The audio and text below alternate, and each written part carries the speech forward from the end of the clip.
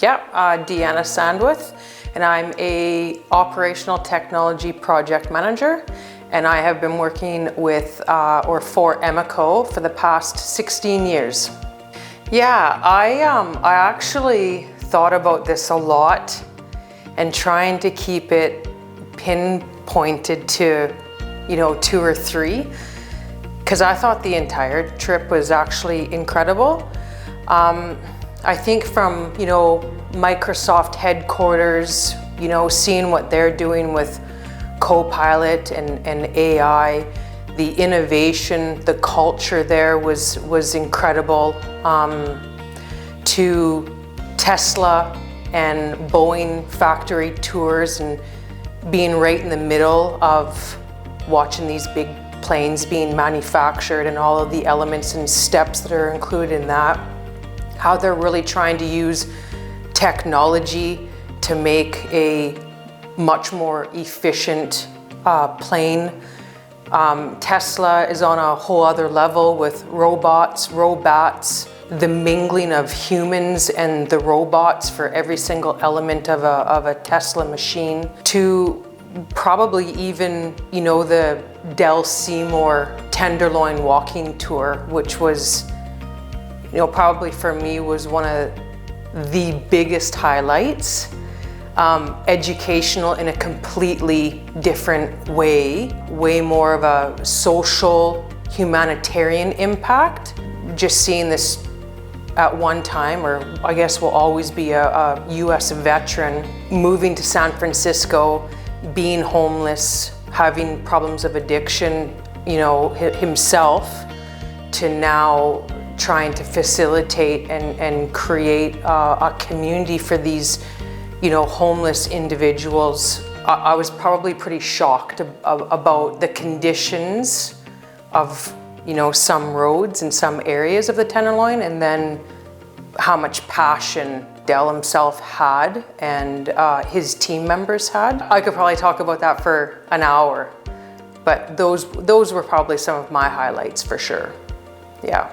No, I think it's a little bit of a mixed bag, right? So in the sense it also felt like a holiday, even though it was a really, really tight schedule, a lot of information going in, a lot of network, a lot of insight, detail into some of these world-renowned organizations like Microsoft and Amazon. I think that's what elevated the experience. I think that you would still have a great experience doing something here in Perth or even in Australia, but we just don't have those sizes of organizations. We've got, BHP, Rio Tinto. I think we just stepped out of what we were used to, especially living here in WA and being so mining focused.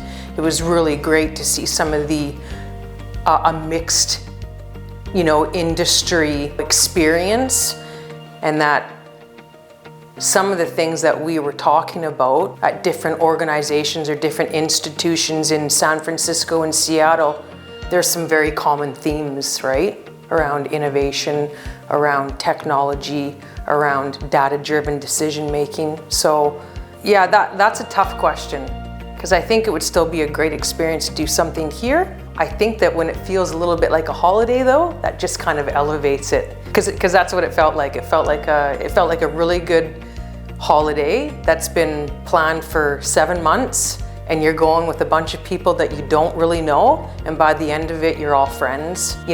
On top of that, the things that you've just walked away with, things that you've learned. Yeah, that one was a tough one, because I'm in the operational technology space. It's easy for me to see all of the innovation and technological advances that people are committing to, organizations are committing to. For me, I think it's more around the soft skills, seeing and feeling some of the culture in some of these large organizations, not being afraid to take a chance, but also understanding that there's going to be failures along the way, and it's really important to take those failures, analyze them, determine what failed, and then you're starting again. It's all about understanding people. It's all about understanding people's skill set, what people are good at, what people aren't. So I felt like I took away a little bit more of that, then I've got to come back. I got to be more innovative. I've got to think nothing about technology. I think that if we have a good team, I think that if you understand your people, I think if you give them the space to take leaps, make failures or fail at things, and provide good learning opportunities for that, I think that's equally as beneficial than me coming home from, you know, the study tour saying, oh, we're not being innovative enough. We got to start making these massive jumps and milestones. We're already doing that. I think as a group though, we could get so much better at doing that. Yeah. I mean, other than it like feeling like a holiday, I think really this isn't your typical sit down, go to a classroom, attend a lecture. This really allows for people to have the hands-on, be right in the middle of it, ask questions. It's just a different way of learning and obtaining, you know, knowledge and gaining insight. And then there's the flip side of it, that after a session's done, after the group went somewheres and you know, we're heading off to the next session or heading to lunch or heading to dinner, the levels of conversations that we would have amongst our own groups, you know, just sharing the learning, sharing our opinions, our viewpoints. We all didn't agree on everything, but I think we all consciously wanted to sit there and hear what somebody thought.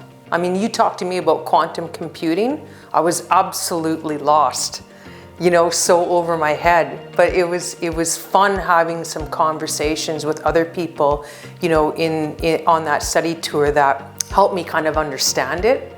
They dummied some of that stuff down over a drink, you know, over a glass of wine. So I think you're going to gain insight, you're going to get hands-on experience.